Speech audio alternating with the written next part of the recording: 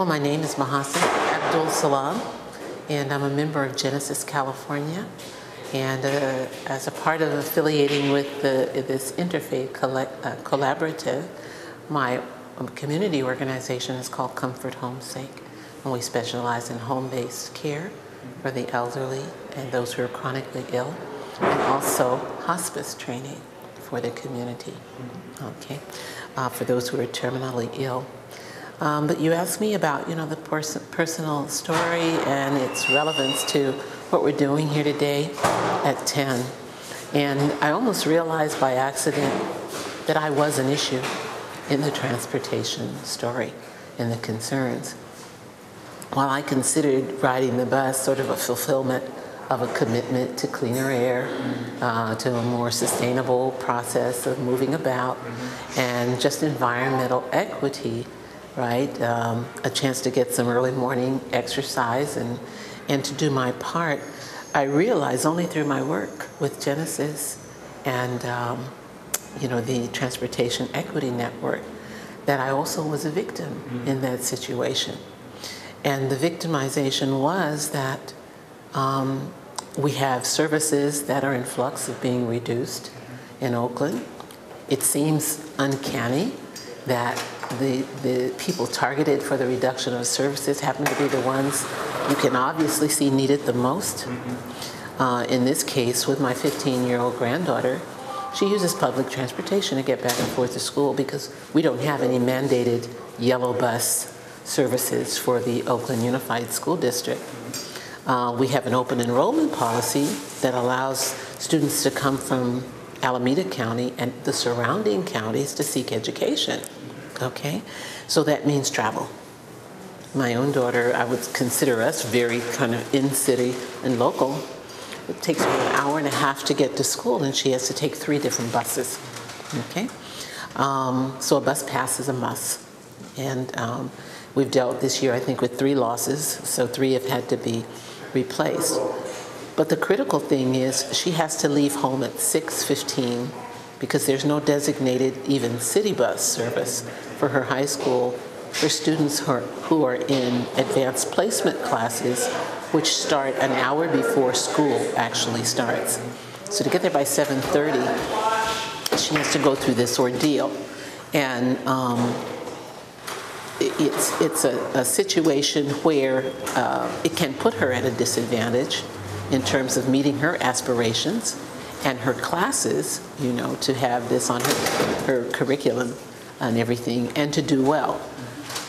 We saw the effects on her curriculum. This is a child who's been 4.0 since grade 1, right?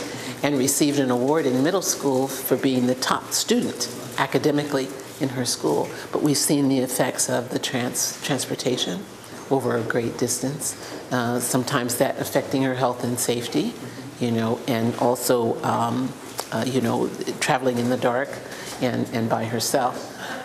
We don't want services cut. We would like an investment made in our citizens as opposed to just the physical process of transportation.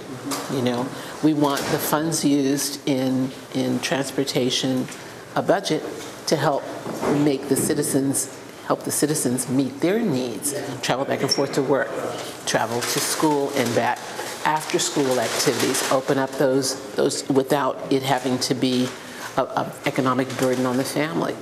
We have instead proposed changes in service that create 2 trips, 2 different bus schedules out of what used to be 1, going from one end of the city through 2 more cities for 1 price. Now those bus travels will be interrupted, and you'll pay a fare to go so far, and then you'll have to pay another fare to complete your destination. We think that's highly unfair and insensitive, despite the fact that you may go through all the changes of holding your hearings, inviting public interest, right? We don't want that just to be a process that's satisfied. We really, if people take the time to come out and they've thought about this because they're experiencing this, we want a different kind of ear to hear what they say their needs are. And then we want that kind of flexibility in the budget We want the response to be more attentive to meeting those needs, not just hearing their pain, hearing their plea. So,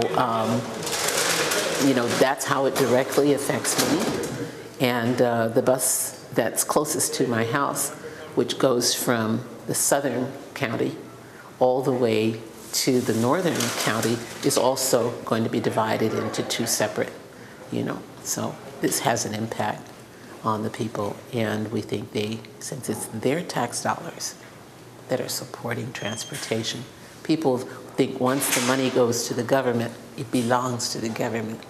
Well, we are the government. We're why the government is empowered to do the people's business. So we want a more responsible impact and responsible decisions and citizen interest serving decisions to take place so that we can experience the quality of life that we would want for anyone.